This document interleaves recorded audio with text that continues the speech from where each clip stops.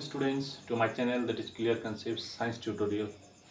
तो स्टूडेंट्स, जैसे कि आप लोग जानते हैं, ये जो हमारा ब्रह्मांड है यानी हमारी यूनिवर्स, इस यूनिवर्स में दो तरह के जीव पाए जाते हैं, एक सजीव एवं दूसरा निर्जीव यानी लिविंग और नॉन लिविंग थिंग्स।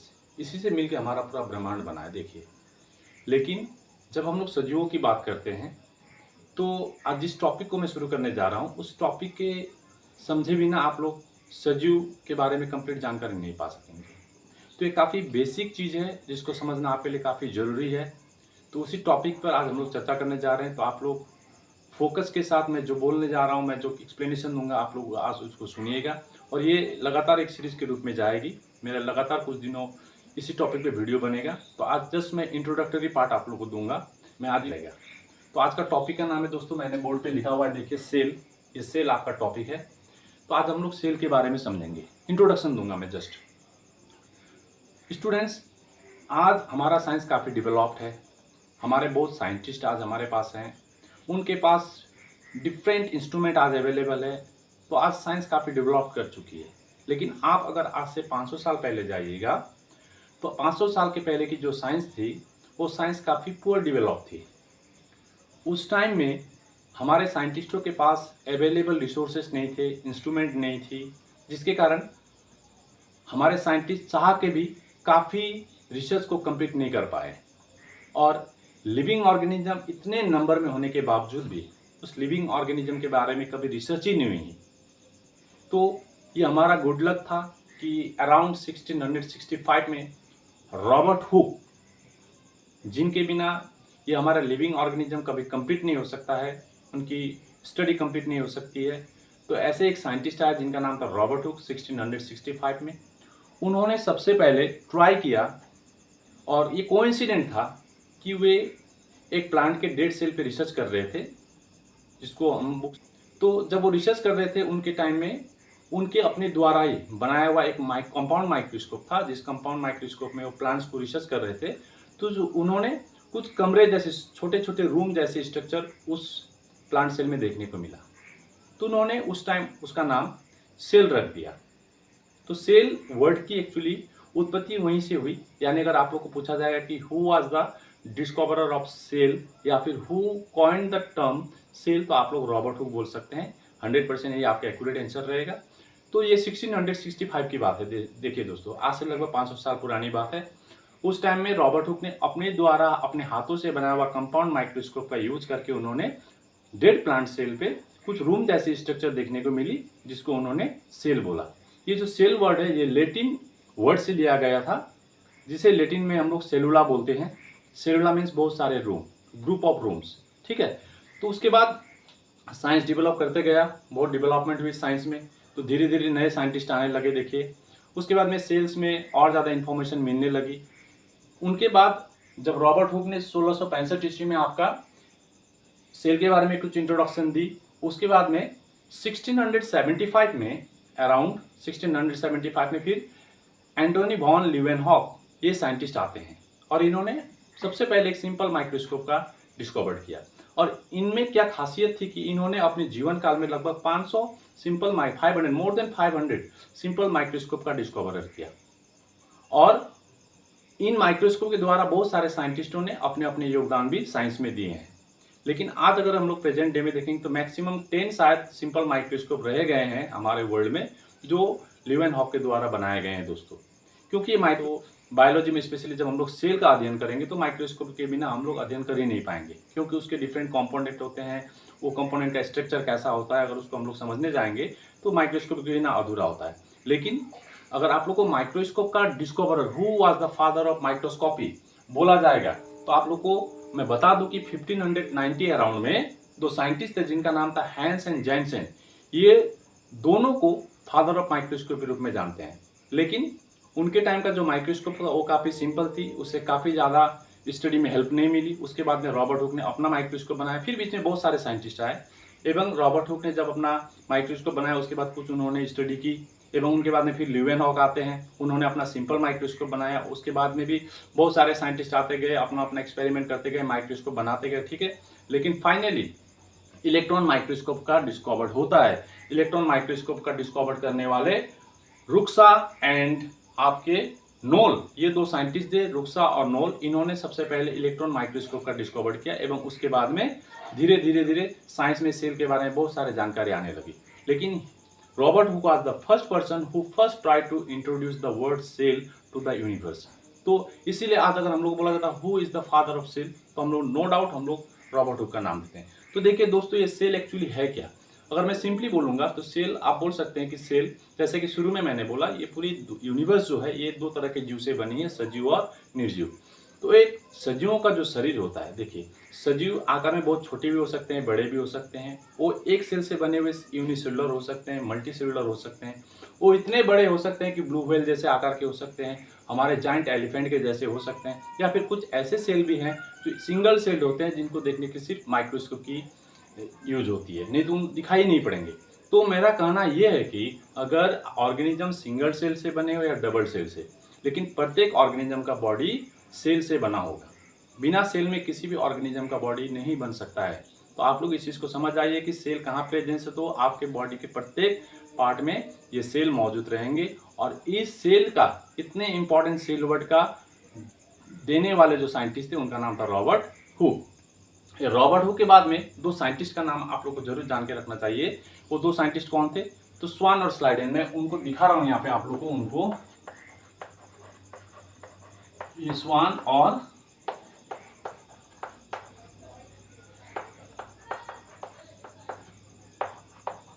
ये दो वैज्ञानिक थे जिन्होंने 1838 और 1839 में सेल के लिए कुछ इंपॉर्टेंट बात रखी, जिनको बोलते हैं सेल थ्योरी। ये सेल थ्योरी काफी इंपॉर्टेंट है आपके बायोलॉजी में। सेल थ्योरी, ये सेल थ्योरी देने वाले स्वान और स्लाइडेन दो साइंटिस्ट थे। इन्होंने स्पेशली अपने अपने इंडिविजुअली इन्होंने अपने अपने सिद्धांत को दिए थे, कुछ पोस्टुलेट्स दिए थे, कुछ थ्योरी दिए थे। स्पेशली जो स्वान थे, इन्होंने क्या कहा था, देखिए इन्होंने cell is the basic unit of animals, यानी जितने एनिमल्स बने हैं वो एनिमल्स एक्चुअली उनका बेसिक यूनिट, उनके बॉडी क्या से बने हैं, तो सेल से बने हैं, बोलने वाले थे आपकी स्वान। एवं इनके बाद में ठीक नेक्स्ट ईयर ही आप 1839 में स्लेडेन ने क्या बोलते हैं कि जितने living organism, specially plant living organism, okay, उनके बॉडी भी सेल से बने होते, यानी अलग आ रहे थे। तो इन्होंने अपना अपना जो सिद्धांत दिया उसका आज हम लोग बोलते हैं सेल थ्योरी। सेल थ्योरी तो कंबाइनली जब स्वान और स्लाइडेन की थ्योरी को ग्रुप में रखा गया, एक साथ मिलाया गया, तो उसको बोलते हैं सेल थ्योरी। ये सेल थ्योरी में 3 पोस्टुलेट्स थे, यानी ये सेल थ्योरी के अंदर में 3 सिद्धांत बनाए गए थे। पहला सिद्धांत क्या था? All living organism are made of single और मल्टी सेल, यानी एक लिविंग ऑर्गेनिज्म एक सेल से बने हो सकते हैं या तो एक से अधिक सेल से बने हो सकते हैं। ठीक है, जैसे आज मैं लिविंग ऑर्गेनिज्म हूँ, मेरे सेल में बहुत सारे सेल्स है। देखिए अगर आप लोग गिनती करेंगे तो शायद आप लोग बूढ़ा हो जाएगा, लेकिन मेरे बॉडी के सेल्स को आप लोग गिन नहीं पाएगा, इतने मिलियन सेल्स मेरे बॉडी में है। ठीक है, यानी एक लिविंग ऑर्गेनिज्म सिंगल सेल्ड हो या मल्टी सेल्ड हो ये फैक्टर नहीं है, लेकिन एक एक लिविंग ऑर्गेनिज्म, जितने भी लिविंग ऑर्गेनिज्म है, उन लिविंग ऑर्गेनिज्म का बॉडी का निर्माण ही होता है आपके सेल से। This is the first postulates of cell theory. Second postulates क्या था? सेकेंड पोस्टुलेट्स में बोला गया था cell is the structural and functional unit of living organism. Focus कीजिएगा, cell is the structural and functional unit of living organism. इसका मतलब क्या होता है? एक लिविंग ऑर्गेनिज्म का जो शरीर होता है उसकी स्ट्रक्चर बनी होती है सेल से।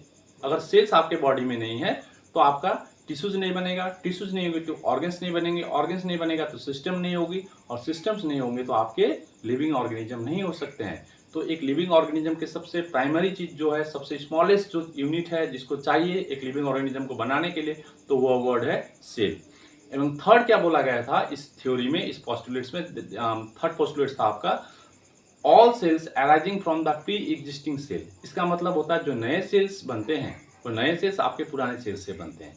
तो फिर एक बार मैं रिपीट करके आप लोगों को 3 पोस्टुलेट्स को सुनाऊंगा। फर्स्ट पोस्टुलेट था आपका all the living organism are made of single और मेनी सेल। सेकेंड पोस्टुलेट बोला गया था cell is the basic structural and functional unit of living organism. Third था आपका all cells arising from the pre existing cells. ये तीनों का मतलब क्या हुआ? प्रत्येक लिविंग ऑर्गेनिज्म के बॉडी सेल से बने होते हैं, चाहे वो सिंगल सेल्ड हो चाहे मल्टी सेल्ड हो, लेकिन सेल से बने होंगे। नेक्स्ट पोस्टुलेट था हमारे शरीर में जितने भी स्ट्रक्चर है, जो भी स्ट्रक्चर है, वो सारे स्ट्रक्चर्स किसके द्वारा बने हैं? तो सेल्स के द्वारा। उसके बाद उसी पोस्टुलेट्स में बोला गया था कि फंक्शनल यूनिट है, फंक्शनल, अभी मैं आप लोग को एक एग्जांपल दे रहा हूँ। देखिए, अगर मैं आप लोग को बोल दूं आपकी किडनी का काम क्या है, तो आप लोग बोल सकते हैं सर ये ब्लड का फिल्टर करती है, ब्लड को फिल्टर करके यूरिन फॉर्मेशन करती है, ठीक है। लेकिन अगर आप लोग इसको थॉरली जाइएगा, हायर क्लास में जाइएगा, तो अगर आप लोग को समझ सुनने को मिलेगा वहाँ पे किडनी की स्ट्रक्चरल यूनिट क्या है या फंक्शनल यूनिट क्या है, तो आप लोग को सुनने को मिलेगा वहाँ पे नेफ्रॉन, सॉरी, ठीक है। यानी किडनी का काम किडनी नहीं कर रही है, किडनी का काम उसका नेफ्रॉन कर रहा है, ठीक है। जैसे हमारी टोटल बॉडी को कंट्रोल करने के लिए हमारा ब्रेन है, लेकिन इस ब्रेन का निर्माण भी, इस ब्रेन की स्ट्रक्चर भी हुई क्या से, न्यूरॉन से। तो न्यूरॉन अगर काम नहीं करेगी तो आपका ब्रेन यूजलेस है। जिस तरह नेफ्रॉन काम नहीं करेगी आपका किडनी यूजलेस है। जिस तरह एल्वियोलाई काम नहीं करेगी आपका लंग्स कोई काम का नहीं है। जिस तरह आपकी भिलाई काम नहीं करेगी आपका स्मॉल इंटेस्टाइन किसी काम का नहीं है। यानी आपके पर्टिकुलर ऑर्गन के अंदर में, एक एक ऑर्गन के अंदर में एक एक स्ट्रक्चर, एक यूनिट पाई जाती है, जो यूनिट ही उस पूरे ऑर्गन का स्ट्रक्चर बनाती है एवं वही यूनिट उस पूरे ऑर्गन का फंक्शंस को भी कंट्रोल करती है। यानी एक पर्टिकुलर ऑर्गन कुछ काम नहीं करता है, लेकिन वह ऑर्गन किस चीज से मिलकर बना है। जैसे कि मैंने बोला ब्रेन में न्यूरॉन, यस, किडनी में मैंने बोला नेफ्रॉन। अगर मैं लंग्स की बात करूंगा तो लंग्स में एल्वेओलाई है। अगर मैं स्मॉल इंटेस्टाइन की बात करूंगा तो वहाँ पे भिलाई है। इस तरह के कुछ कुछ यूनिट हमारे बॉडी के डिफरेंट जो ऑर्गन्स हैं उस ऑर्गन्स में पाए जाते हैं, एवं ये यूनिट्स ही उस ऑर्गन को स्ट्रक्चर करने में हेल्प करते हैं, स्ट्रक्चर में हेल्प करते हैं एवं उसके फंक्शंस में हेल्प करते हैं। तो ये कुछ इंपॉर्टेंट पोस्टुलेट्स दिए गए थे सेल थ्योरी में। अब ये तो इंट्रोडक्शन पार्ट था। देखिए, अगर इसके बाद अगर और भी कुछ आप लोग को इंटरेस्टिंग बात जानना है, जैसे कि अगर पूछ दिया जाए आप लोग को कि इस पूरे यूनिवर्स में सबसे छोटी सेल कौन है, तो आप लोग जान के रखिए इस पूरे यूनिवर्स में सबसे जो स्मॉल सेल होती है उसको माइकोप्लाज्मा बोलते हैं, जिसको प्रीवियसली बहुत पहले हम लोग पीपीएलओ के नाम से जानते थे। जैसे प्लूरो पीपीएलओ, पीपीएलओ, इसी को आज हम लोग माइकोप्लाज्मा के रूप में जानते हैं। ये माइकोप्लाज्मा आज के टाइम में हमारे वर्ल्ड की, हमारे यूनिवर्स की सबसे स्मॉलेस्ट कोशिका है, PPLO, fluoro pneumonia like organism. और माइकोप्लाज्मा ये है एक ही चीज, लेकिन प्रीवियसली हम इसको पीपीएलओ के नाम से जानते थे, आज हम इसको माइकोप्लाज्मा के नाम से जानते हैं, ठीक है। तो ये पूरे वर्ल्ड की सबसे छोटी कोशिका में रखा जाता है। अगर इस पूरे वर्ल्ड में सबसे बड़ी कोशिका क्या है, तो काफी इंटरेस्टिंग है। आप लोग ऑस्ट्रिच देखे होंगे, ऑस्ट्रिच की जो अंडा होती है उस अंडे को ही आज हम लोग वर्ल्ड का सबसे लार्जेस्ट सेल में गिनती करते हैं, ठीक है। क्योंकि इतनी बड़ी होती है कि अगर एक ऑस्ट्रिच के अंडे का अगर आप लोग वजन कीजिएगा तो एवरेज में अगर आप लोग देखिएगा तो 1.5 किलो, 1 केजी 500 ग्राम के लगभग इसका वेट हो सकता है, इतनी बड़ी होती है। ये ऑस्ट्रिच है आपका, this is the largest cell in the universe. अगर ह्यूमन बॉडी के अंदर में बात करूं मैं, आपकी ह्यूमन बॉडी में सबसे स्मॉलेस्ट सेल कौन है, तो आप लोग बोल सकते हैं स्पर्म यानी शुक्राणु। और सबसे लार्जेस्ट सेल कौन है ह्यूमन बॉडी में, तो आप लोग बोल सकते हैं ओवम यानी अंडाणु, जिसको हम लोग एग भी बोलते हैं। ये फीमेल के बॉडी में पाई जाती है एवं स्पर्म मेल के द्वारा सेक्रेट होते हैं, ठीक है। और सबसे लंबी कोशिका का अगर नाम आप लोग को पूछ दिया जाए, आप लोग लंबी कोशिका में आपकी जो नर्व सेल होती है यानी न्यूरॉन, इस न्यूरॉन का नाम लिख सकते हैं। और कहाँ पे ये सबसे लंबी न्यूरॉन पाई जाती है, तो आप लोग बोल सकते हैं आपकी जो ये स्पाइनल कॉर्ड है, स्पाइनल कॉर्ड के नीचे की तरफ सैक्रल और लंबर वर्टिब्री पाए जाते हैं। यानी ये लोअर बैक जो है, यहाँ से लेकर आपकी जो टो है, आपकी जो टो वहां तक लगभग 1 मीटर के बराबर एक लंबी न्यूरॉन पाई जाती है, जो आपके सबसे बॉडी की सबसे लंबी सेल के रूप में गिनी जाती है, ठीक है। ये आप लोगों को कुछ इंटरेस्टिंग फैक्ट मैंने आप लोगों को सेल के बारे में बताया। अब इसके बाद, ये तो इंट्रोडक्शन में था, अब इसके बाद अगर हम लोग इसको लेंदी करने जाएंगे तो काफी लंबी जाएगी, लेकिन 3 ऐसे इंपॉर्टेंट पार्ट्स को मैं अभी बताऊंगा आप लोग को, जो सेल के सबसे इंपॉर्टेंट पार्ट में गिने जाते हैं। तो 3 इंपॉर्टेंट पार्ट क्या क्या है, देखिए। आपको फर्स्ट इंपॉर्टेंट पार्ट है cell membrane, second important part है आपका साइटोप्लाज्म, और थर्ड इंपॉर्टेंट पार्ट है आपका न्यूक्लियस। ये 3 important part of the nucleus है, ठीक है। तो सेल मेम्ब्रेन क्या है, ये सेल मेम्ब्रेन एक सेल की सबसे आउटर कवरिंग होती है। इसके बारे में डिस्क्रिप्शन में आप लोगों को नेक्स्ट क्लास में पूरी तरह से दूंगा। जस्ट अभी आप लोगों को जस्ट फ्यू कंसेप्ट दे रहा हूँ, डिटेल कंसेप्ट दे रहा हूँ। Cell membrane it is the outer covering, ये सेल की सबसे बाहर की कवरिंग होती है, जिसका काम होता है क्या बोलने से, अगर एक सेल्स को कुछ इंपॉर्टेंट न्यूट्रिएंट्स की जरूरत पड़ी, कुछ आवश्यक चीजों की जरूरत पड़ रही है, ठीक है, चाहे वो भोजन हो, चाहे ऑक्सीजन हो, किसी भी आवश्यक चीज की अगर जरूरत सेल को पड़ती है, तो ये सेल मेम्ब्रेन के थ्रू से ही अंदर आएगी सेल के अंदर। और अगर एक सेल में कुछ टॉक्सिक चीज, कुछ पॉइजन चीज, कुछ हानिकारक चीज अगर सेल के अंदर में डिपॉजिट हो गए हैं, स्टोर हो गए हैं, तो उस डिपॉजिट हुए या स्टोर हुए हार्मफुल सब्सटेंसेस को सेल से बाहर निकालना काफी जरूरी होता है। यानी ये सेल मेम्ब्रेन ही वह पर्टिकुलर स्ट्रक्चर एक सेल की जो इंपॉर्टेंट चीज़ों को सेल के अंदर जाने देगी एवं हार्मफुल सब्सटेंसेस को सेल से बाहर आने देगी।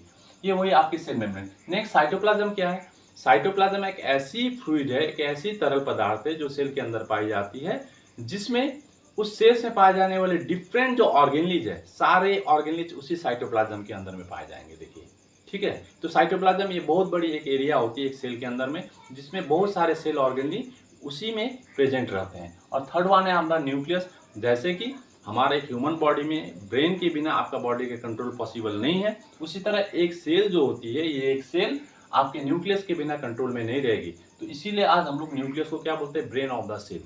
तो ये आज मेरा इंट्रोडक्शन पार्ट था। इस इंट्रोडक्शन पार्ट को आप लोग थोरोली स्टडी कीजिए और उसके बाद पार्ट्स ऑफ द सेल है, उसकी जो स्ट्रक्चर है, डिफरेंट जो ऑर्गेनलीज है, और काफ़ी इंटरेस्टिंग बात मैं आप लोगों को सेल के बारे में नेक्स्ट क्लास में बताऊंगा। Till then, bye bye, take care.